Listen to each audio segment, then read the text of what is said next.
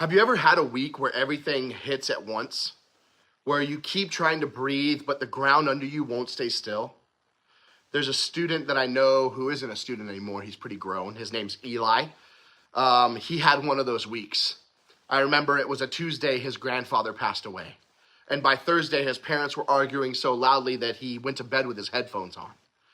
On Friday, the person he trusted the most posted something personal about him in a group chat. Then on Monday, he walked in to school feeling like everything inside of him was shaking. And honestly, you probably know that feeling too, because being shaken isn't always some huge crisis.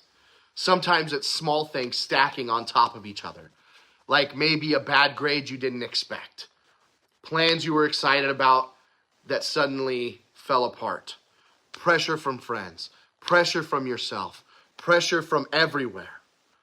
And when life gets heavy, every one of us runs to something. Maybe it's music, maybe your phone, maybe you scroll until you stop thinking. Maybe there's a person that you always text first. Maybe disappearing into a video game because it's the only place that feels controllable. Whatever you run to, that's what you trust most in that moment.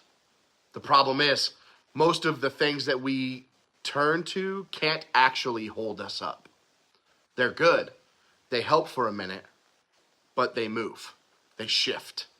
And when the thing that you're leaning on moves, so do you. That's why you end up wobbling. But I really want you to listen to what Psalm 125 has to say for us.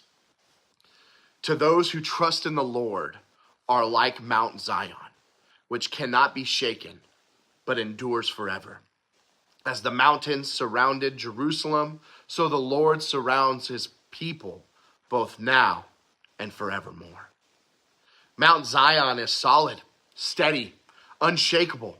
And God says that when you trust him, you become like that. Notice something important. Trusting God doesn't mean nothing hard happens. It doesn't say those who trust in God never face storms. It says that they cannot be shaken, meaning the storm doesn't get the final say.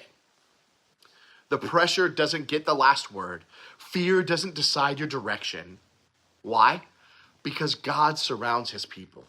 Just like mountains surround a city, protecting it, guarding it, giving it strength, you might not always feel surrounded. But being surrounded isn't based on your feelings. It's based on God's promise. He is around you right now, today, in the middle of whatever it is that's shaking your heart. And that's the truth. So if you're in one of these moments, or even if you're not, I promise you one day you will be. I want you to hold on to this because I feel like it's really going to help us grow through these storms. So here's the challenge for this week. It's simple, but it's real. First, name what is shaking you. Don't stuff it. Don't pretend. Say it out loud or write it down. God can't heal what you hide. And the truth is, why are we trying to hide it when God already knows we're struggling?